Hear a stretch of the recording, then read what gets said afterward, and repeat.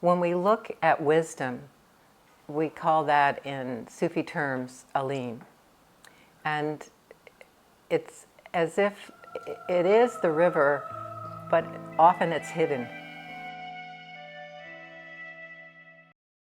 And with alim, it comes two ways. One is as if you're traveling in the night and the dawn begins to break. And when those rays of light pour upon you, then you're able to see. So that's wisdom that comes from the outside in. But then the other way is like the Prophet Muhammad, peace be upon him, when he was in Mount Hira, going there for many years to meditate, because he was concerned that his people didn't have a spiritual tradition. There was already the Jewish tradition and the Christian tradition, but his culture had not had a prophet and had not had a teaching. And his desire was for his people. It wasn't for himself. And he longed for that, and he went and prayed for that many years. And then one night, in deep meditation, the angel Gabriel appeared and embraced him and said, "Iqra, recite." And Muhammad wasn't a person of the book. That wasn't his learning. His learning was in the vast desert as a shepherd. His learning was traveling on caravan. And so he said, "I can't." You know, even though the tradition of his people was reciting beautiful poetry, he hadn't done that. And then again, Gabriel embraced him more firmly, and the first words of the Quran poured out of him.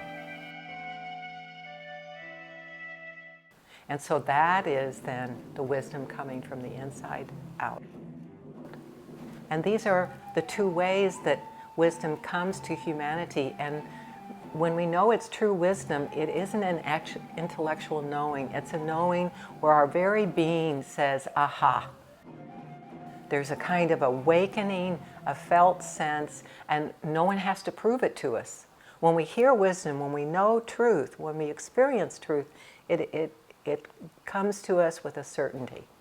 And that's part of this path. We call it the truth of certainty. It's like Moses when he discovered the burning bush. The moment he saw the bush, that was a moment of seeing. And when he came back to his people and told them about it, when they heard the description, they had that aha moment because they believed him. And that was the first stage, is the listening, the hearing of truth. That's the first step on the path, is hearing. The next is what he experienced, seeing directly.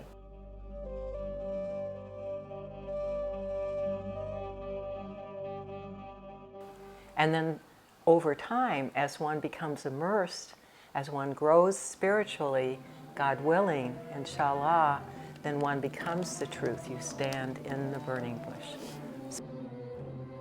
So those are the stages, the listening, the seeing, and then becoming.